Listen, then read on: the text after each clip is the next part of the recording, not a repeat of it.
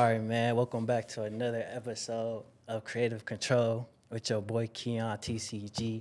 That's the creative genius if you ain't know what that mean, man. And today I got my dog, man, L&NDO in the building, man. Yes, sir. Let him know, yes, man. Sir. Let him... L&NDO, a.k.a. Midwest Zombie, a.k.a. Cutter Crib, rapper, singer, father, songwriter, model, fashion designer. For sure, One of a kind. So you want to let him know who you got with you today? Oh, yeah, my manager, Jordan. Yes, sir, yes, sir. You feel me? You can say your piece, too. All right, well, shit. You know, it's your interview, but I'll go ahead and say my piece. But my name JC. Most people call me JC or Jordan. But, I've been knowing L&NDO since he was like 5, 6 years old. He used to live across the street from me. His ass was always rapping and always singing and shit like that. And we been told him he was going to be doing that shit, so... I heard him to like come back around and be like, bro, I want you to be my manager. Like that shit was like cool as fuck to me. So that's how we got started on that. But being me and one of my other partners that I work with, we got a clothing line called Vision Grind Success. With that, we got Stack Boys Club. That's this right here. Some of this is VGS right here. My son, he's 10 years old. He prints his own stuff. Next up, and then. We about to start doing comic books with Cuz an artist right here. So with us coming together, it's like shit. A lot of talent. You ain't missing shit. You ain't missing nothing fucking with us. So we got everything that you could look for in as far as like entertainment, fashion, just overall art, period. We cover the bases. Facts. Yeah, man. My name is Jamal Crouch. I also go by Illis. I'm a freelance artist, utilitarian artist, so I pretty much do whatever I set my mind to. I'm pretty much focused on comic books right now. Okay. So I'm a comic book illustrator at the moment, but, I'm pretty much one of those artists, man. I just really want to touch on as many things as I can in a lifetime. Mm-hmm. So, I do 3D art, pretty much everything two-dimensional from wall murals, paintings, oil paints, acrylics, and things of that nature. Man, that's what's up. I do need some art up in here And too. he's like that. Yeah. Like, right on, man. Like, yeah, man. Oh yeah, we got a podcast too. Shit, I don't even know why yeah. you even mention it. This shirt's actually one of the shirts I freestyled, man, not too Yeah. long ago. I don't know if you can like really see it, but yeah, Nah, that's hard. Got the bitches on there with you. yeah, man, like just real. Yeah, that's hard. Spontaneous art shit is kind of what I'm trying to promote, man, and just kind of promote a culture around it. So, yeah, man, that's what I'm about, man. You said y'all got a podcast too? Yeah. What y'all, It's called we not on YouTube or anything yet. We on all the like listening platforms, but it's called Off Script. OFT stands for open, free, and transparent. Okay. So we just kind of like we don't put no script to it. We don't put nothing. Like, we just kind of go in and just he been on it.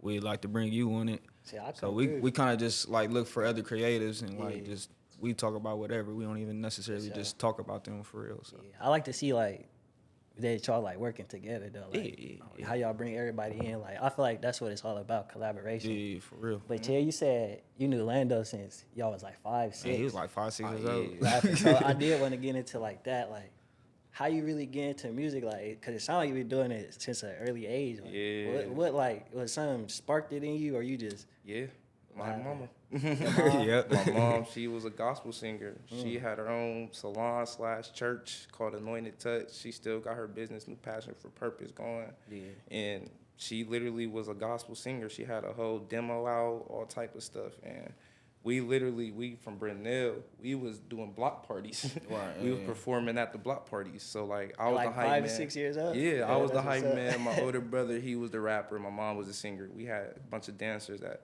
was from the neighborhood, and I went to the church with us. So, yeah, like, my mom, she instilled it in me. And then plus, like, my experiences of driving in the car on my way to football practice, listening to the radio, having older siblings and older people around me in the neighborhood that can actually, like, they actually got, like, the mixtapes that they were selling at the barbershops and stuff like that. So I can really listen to the stuff. It was a whole bunch of stuff that played a part into really me being a musician, So, but my like- mom was really the foundation. So your kind of like style of music, has it always been the same, or has it like kind of developed over time? Both, Yeah. but at the same I'm gonna time, answer different too. too. I'm gonna answer too. Okay, so like I don't make gospel music no more. Yeah. But Also, you was it's making gospel. spiritual. But it's spiritual Yeah, music. I don't yeah. want to disrespect the gospel genre and say I Yeah. make gospel. I don't.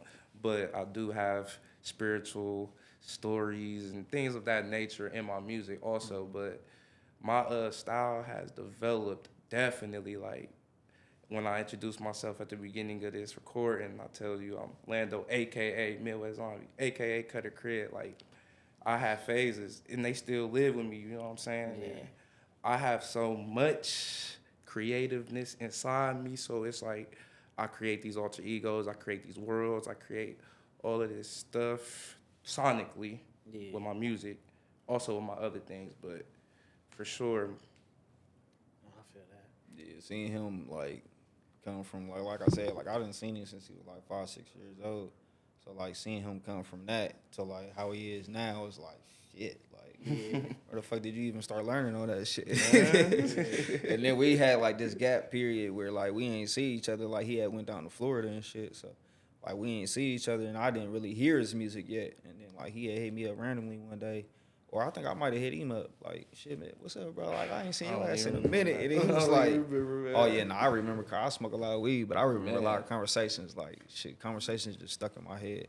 But just, like, he just hit me up like, probably like 5, 6 years ago where we Yeah. had start hitting That's each what other I up remember. again. It was just like, he was like, bro, listen to this shit. Just even from that 5-year gap to where he is now, it's like, yeah, the evolution. like, Yeah. crazy. Oh, Crazy. now I do remember. Yeah. It was when I was, I dropped my first tape on SoundCloud, Yeah. the easy way.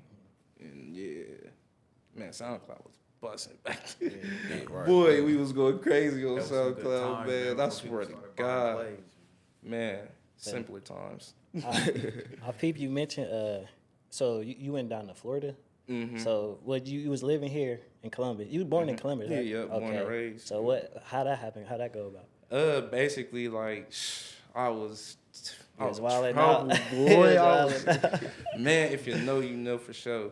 But basically, I had agreements with my mom for real. Like, cause I was getting into a lot of stuff up here, and I actually had people that was close to me that lived in Florida already, and my mom was comfortable enough to send me down there, and we agreed on it. So I went down there. I had fun, but I it was about to gotta say, work. was it It worth gotta it? work.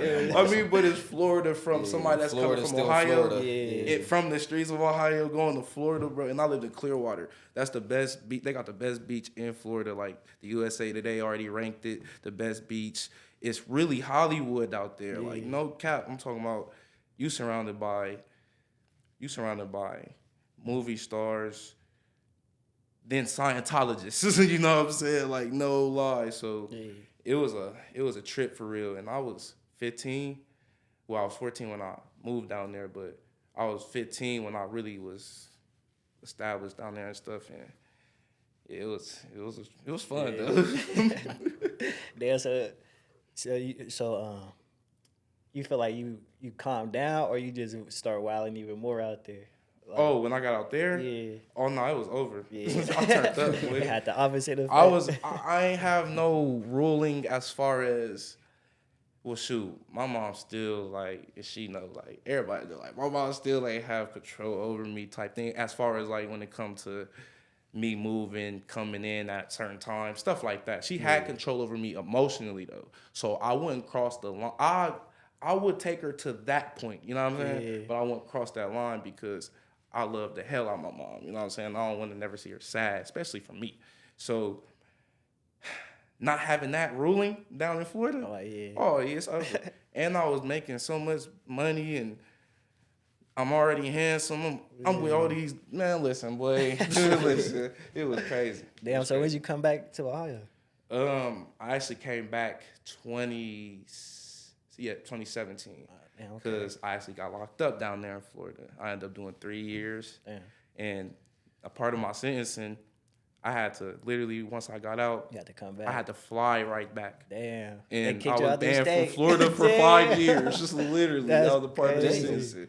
No cap. So it's like, once I had got out, I'm probably going off topic low key, but when I got out, it was a mind trip. Like I almost fainted when I went to the airport because looking at four walls to a certain extent, and then you at Donald J. Trump International with all these folks just walking around, and you at the airport. The guard, his name Marks. I actually said it in my song Bora Bora. He escorted me to the airport and everything. And he was asking me, like, you all right and stuff? Because I was nauseous. And, like, I'm over here, like, dang near about faint. Yeah. And he like, you all right? And I'm like, yeah. Boy, I don't know, though. I feel weird. He, like, tightened up. He got on my ass real quick. He like, you about to go home, nigga. You better get the fuck out of here. And you cancel the flight. Nigga, anything gonna faint on the, he said faint on the plane. Yeah, take your ass to sleep on the plane. Man, no cap. So, yeah, that was a little bit off topic though, but I came back here in 2017. Damn. So when you was locked up, how did that like affect you? Did you feel like did you have some time to just sit down and think to get clear? That's all I had. Explain That's that. all you got when you feel me confined behind them bars. You feel me, like, and God worked in mysterious ways. Like, if I didn't get locked up, I feel like I definitely would have been wild out somewhere, probably dead or just still in the streets, deep, you know what I'm saying? So it's like having that time, and especially being in another state, locked up in another state. And then, like, my case was so special because down in Florida, they have laws called direct filing. And that means even if you're a juvenile, if they see your charges fit for adult time, you can get charged as an adult. So that's what they did with me. So I'm literally a juvenile in the county jail in Florida. I end up, a part of my deal, shout out to Stacey Schroeder, I love you, girl. A part of my deal that she got for me, I had ended up getting back to juvenile because I was fighting my case for dang near a year in the county. So they sent me back to juvenile, but I was an adult at that time. I was 18, and I ended up doing a year and probably a year and 9 months in a program, level 8 program in Palm Beach. Yeah, and that was crazy. Man. I was locked up with Melly down there, fool. We was going dumb, bro. Like, that's what I was saying. Like, when you really headstrong, nothing can phase you. So, like, being confined by them walls, we really made the best out of it. And, like, got to. And then, like, we already had, like, if you got money and shit, like, you get phones, games, you eating good, all that. So it's like, you know what I'm saying? Some people be fucking guards, all type of shit. So it's really everything. Yeah, everything is that could base it for sure. I feel that.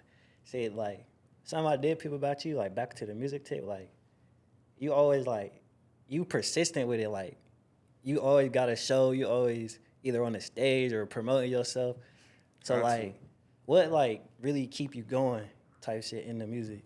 I'll say to keep it on the line of, like, having the shows and promoting, I would say, like, I love performing. Like, that's probably my favorite thing doing music. Yeah.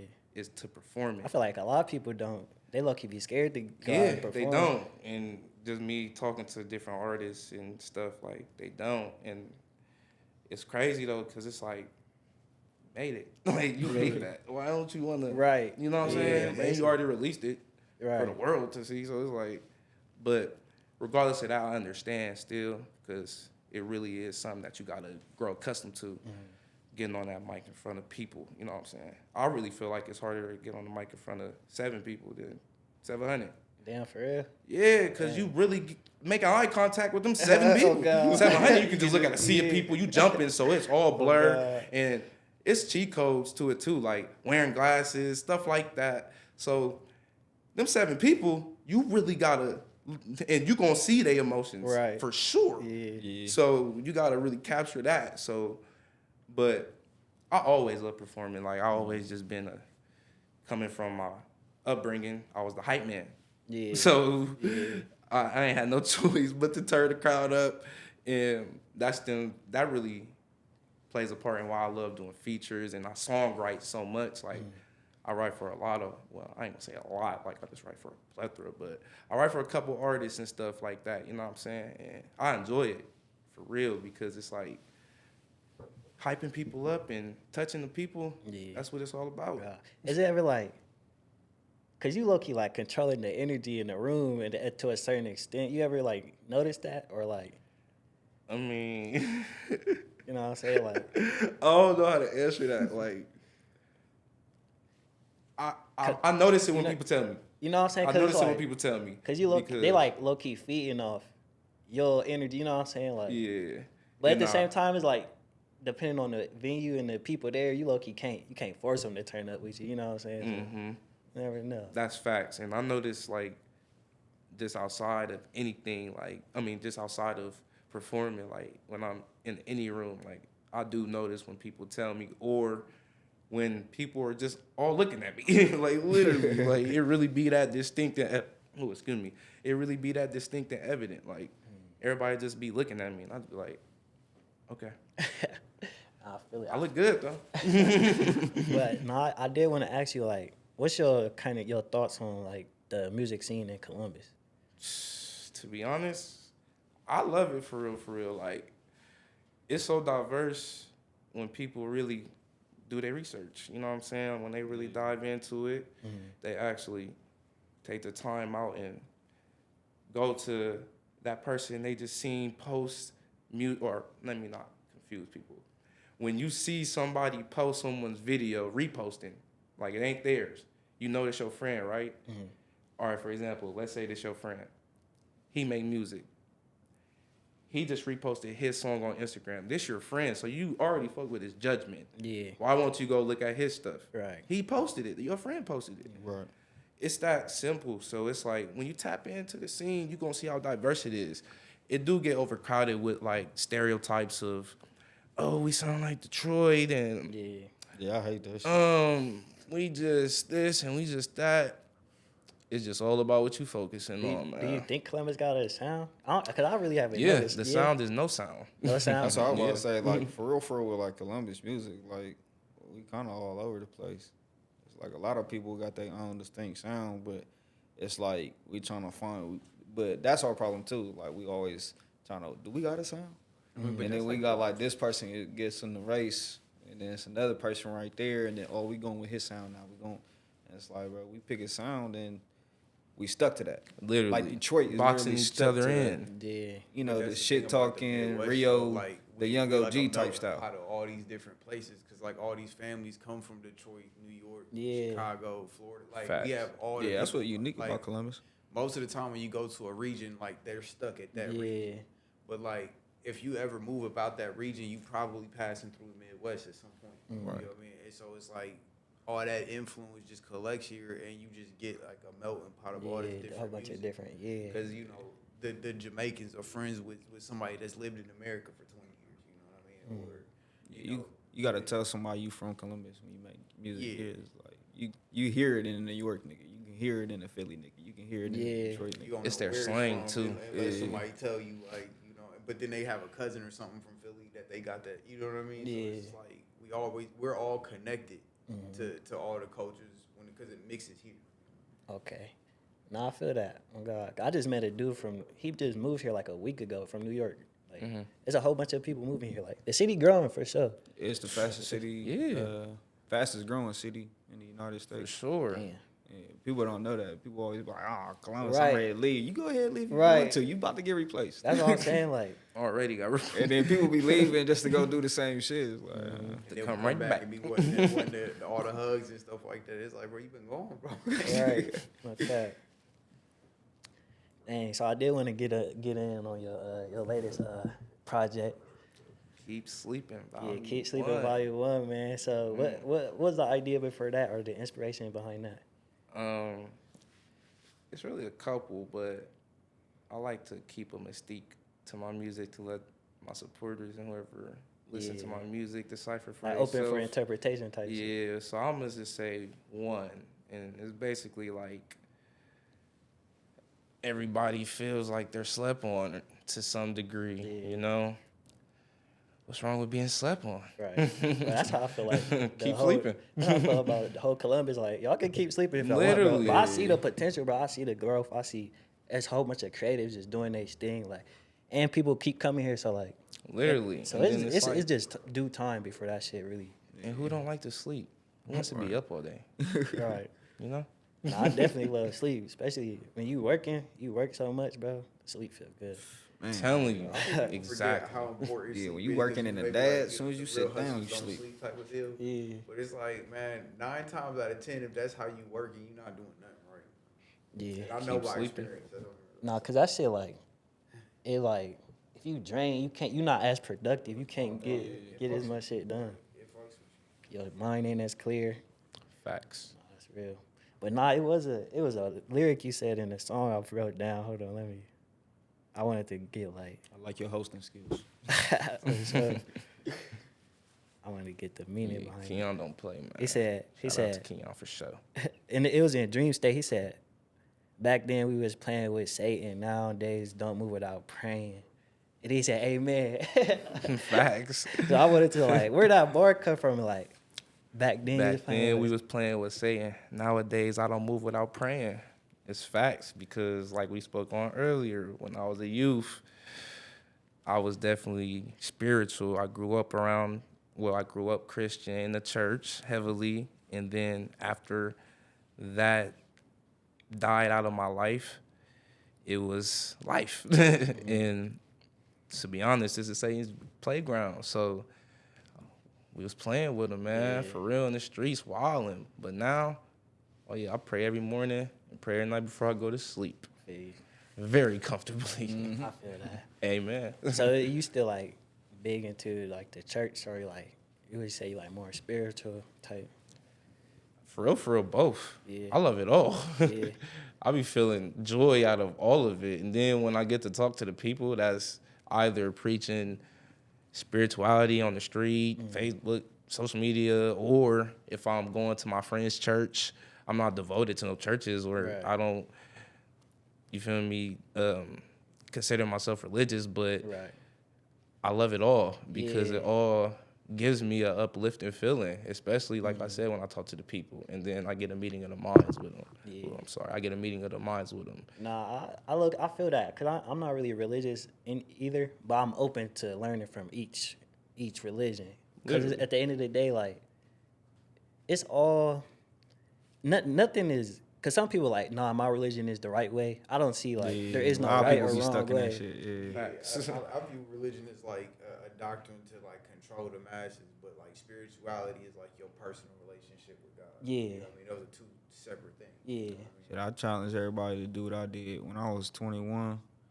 I kind of went on a religious tour. A I went religious to what? like every like church, Oh, okay, different okay. sects I did the and same all thing. that shit. I low-key did a little I almost went into Scientology and was like, you know what, Man, listen. I'm cool. I don't know what rule they got in Scientology that it says you gotta be Caucasian and thick.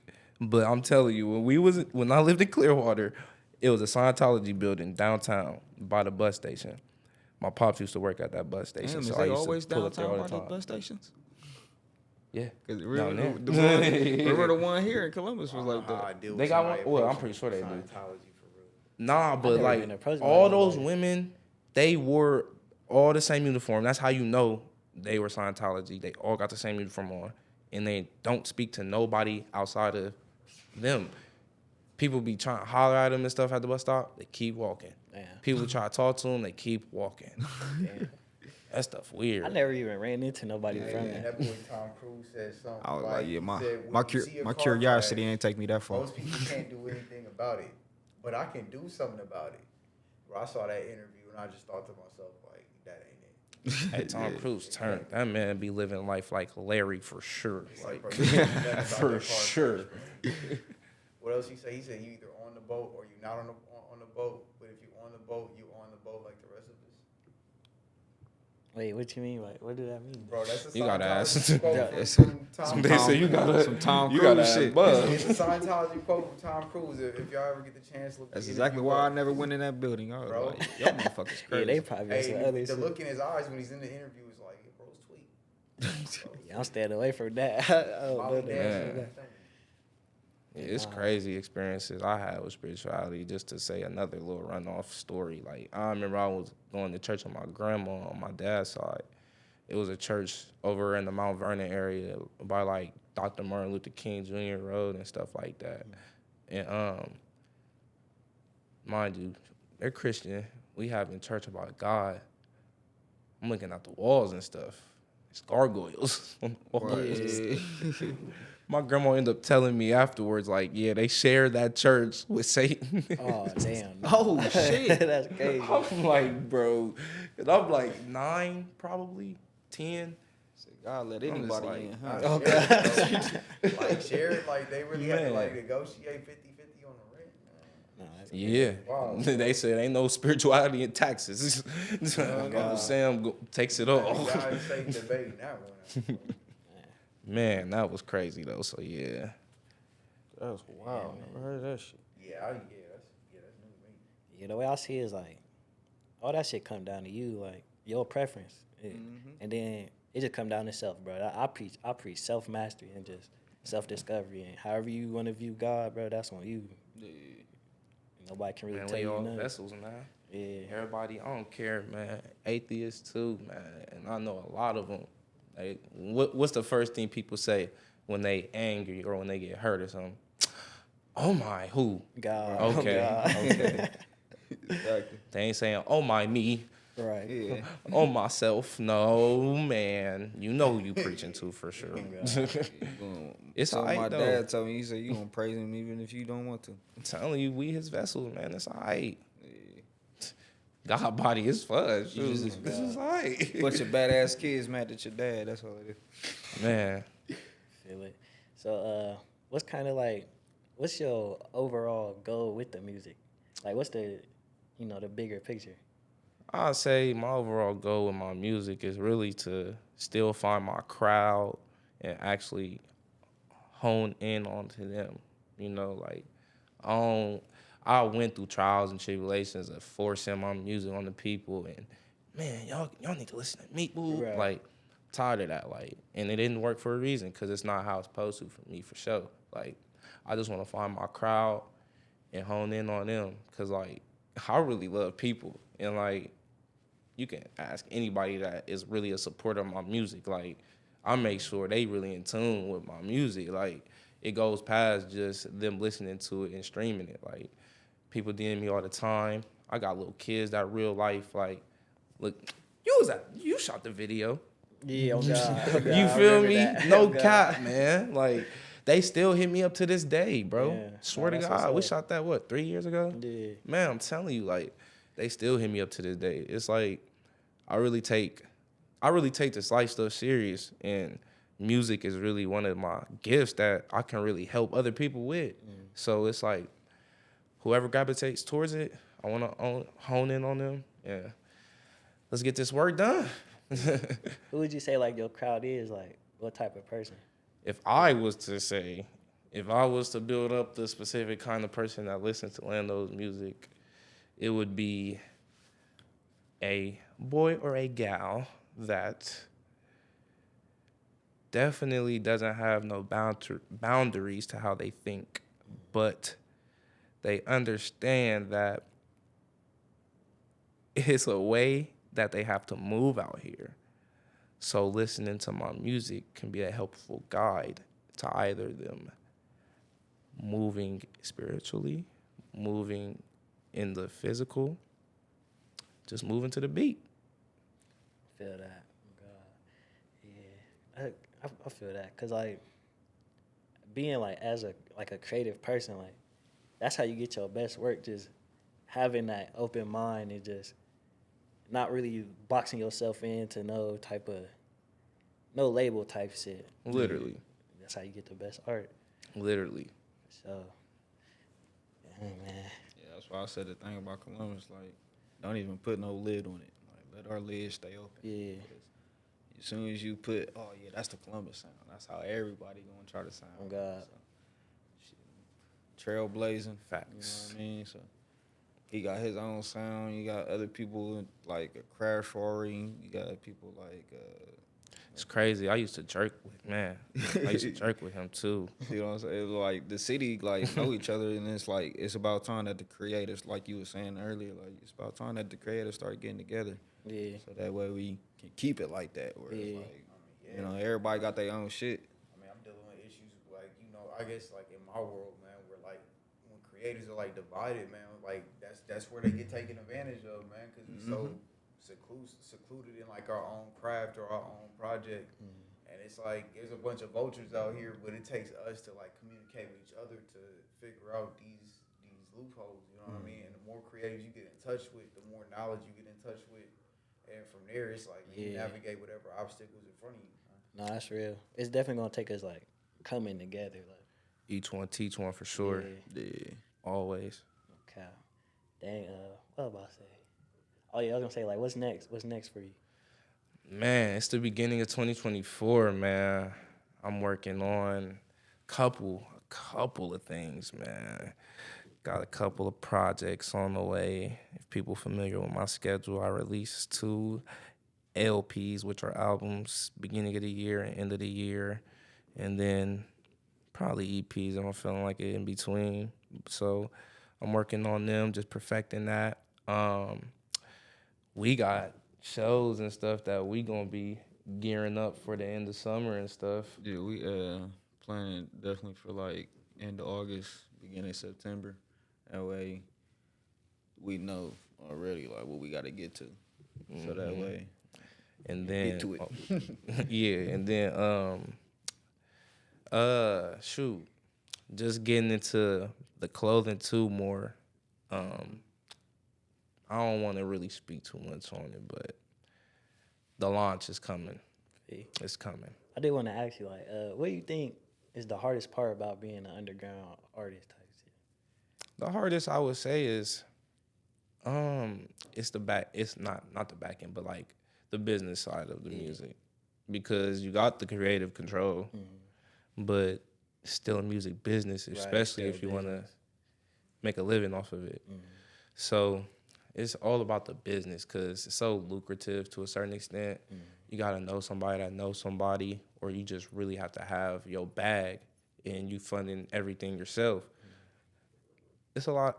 It's a lot. So it's like being underground without those resources, you're going to go through a lot of trials, tribulations, but you got that creative control. And then if you see through to it and shoot, everybody's path, everybody's path is different. So if you see through to it, who knows? Right. No stuff can blow tomorrow. Right.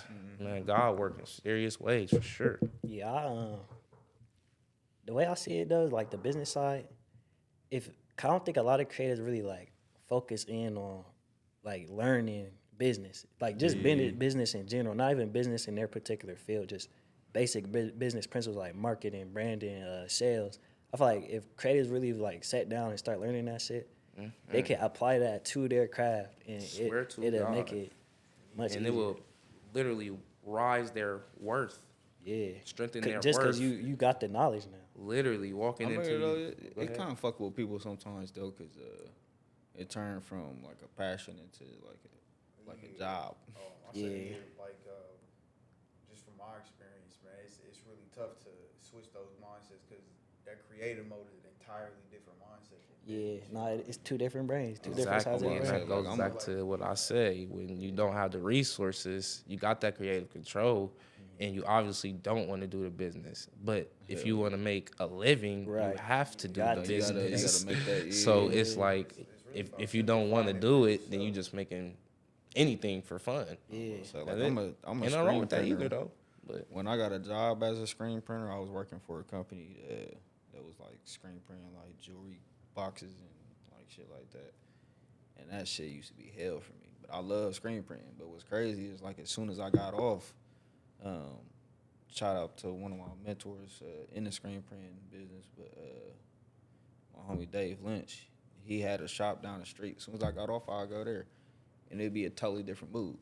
That's how I knew for sure, like as a job, like it's different. Yeah. But you doing it for yourself and you having fun and shit like that, like it's totally different mood. That shit, like I can step outside and smoke a blunt when I want it. Nah, for I can real. listen to whatever fucking music I want to. Like they fired me because I was on the phone like checking on my daughter and shit. Like man, fuck y'all. But nah, that is like that's like a common just like thought process. Like once it turned into a business, it don't really make it fun Yeah, no it's more. not fun no more. But the way I see that though is like you gotta do it on your own terms though. Like if you do take it business wise, cause motherfuckers business they'll try to get over on you. They'll tell you short, especially when it comes to being a creative. They don't understand what's going into it. So like you gotta really be strict on how you want to run your shit. Hell yeah. But it's definitely worth it. Like I just the little shit that I done learn, it done got me pretty far type shit. So I definitely say like niggas gotta start learning that. But yeah, we about that time though. If you want to let them know where they can find you. Find me on Instagram at Midwest Zombie with a 0 as the O in zombie. Facebook Cutter Crid with 2 D's. Twitter/X Midwest Zombie straight through. All streaming platforms L&NDO with the and sign L&NDO. Find me anywhere, everywhere. YouTube, L&NDO with the and sign. Hey man, Please make sure y'all go out, subscribe, listen, press play, send it to your people. So you want to leave them with a word of wisdom, a word of advice, just something to a young creative who want to do something in the music scene. Make some good music. Yeah.